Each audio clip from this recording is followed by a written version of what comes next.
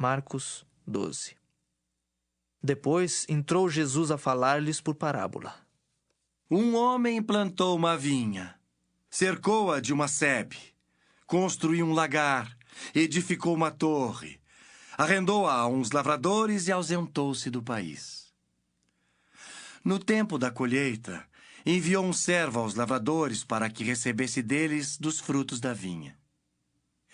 Eles, porém, o agarraram, espancaram e o despacharam vazio. De novo lhes enviou outro servo, e eles o esbordoaram na cabeça e o insultaram. Ainda outro lhes mandou, e a este mataram.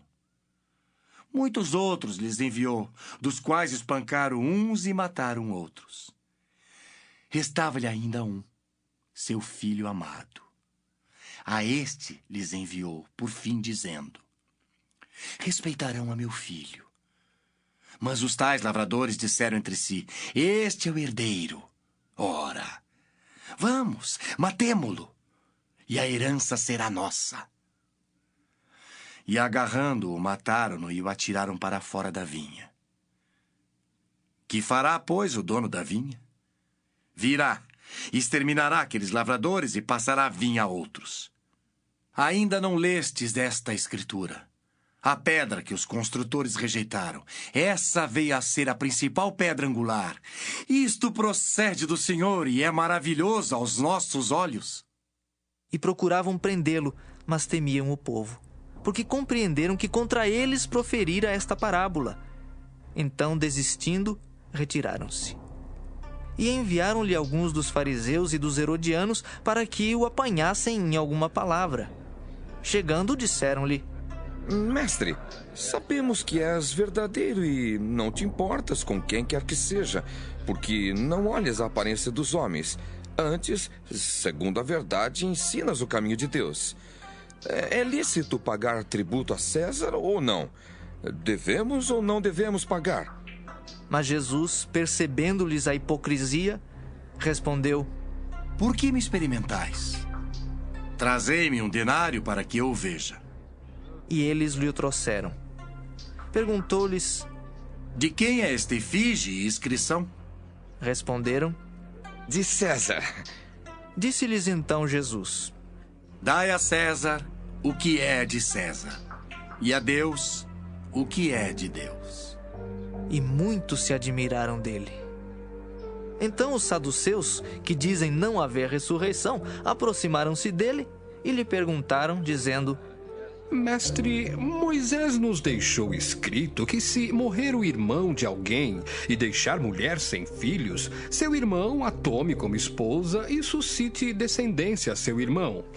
Ora, havia 7 irmãos. O primeiro casou e morreu sem deixar descendência.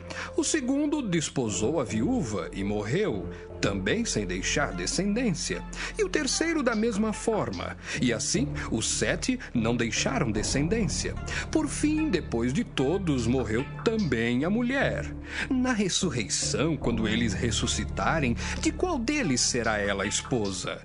Porque os 7 a desposaram. Respondeu-lhes Jesus: não provém o vosso erro de não conhecerdes as Escrituras nem o poder de Deus? Pois quando ressuscitarem de entre os mortos, nem casarão, nem se darão em casamento. Porém são como os anjos nos céus. Quanto à ressurreição dos mortos, não tendes lido no livro de Moisés, no trecho referente à sarça, como Deus lhe falou: eu sou o Deus de Abraão, o Deus de Isaque e o Deus de Jacó? Ora, ele não é Deus de mortos e sim de vivos. Laborais em grande erro. Chegando um dos escribas, tendo ouvido a discussão entre eles, vendo como Jesus lhes houvera respondido bem, perguntou-lhe: qual é o principal de todos os mandamentos? Respondeu Jesus: o principal é: ouve, ó Israel, ó Senhor nosso Deus, é o único Senhor. Amarás, pois, o Senhor teu Deus de todo o teu coração, de toda a tua alma, de todo o teu entendimento e de toda a tua força. O segundo é: amarás o teu próximo como a ti mesmo. Não há outro mandamento maior do que estes. Disse-lhe o escriba: Muito bem, mestre. E com verdade disseste que ele é o único e não há outro senão ele, e que amar a Deus de todo o coração e de todo o entendimento e de toda a força, e amar ao próximo como a si mesmo, excede a todos os holocaustos e sacrifícios. Vendo Jesus que ele havia respondido sabiamente, declarou-lhe: Não estás longe do reino de Deus. E já ninguém mais ousava interrogá-lo. Jesus, ensinando no templo, perguntou: Como diziam os escribas que o Cristo é filho de Davi? O próprio Davi falou pelo Espírito Santo. Disse o Senhor ao meu Senhor: Assenta-te à minha direita até que eu ponha os teus inimigos debaixo dos teus pés. O mesmo Davi chama-lhe Senhor.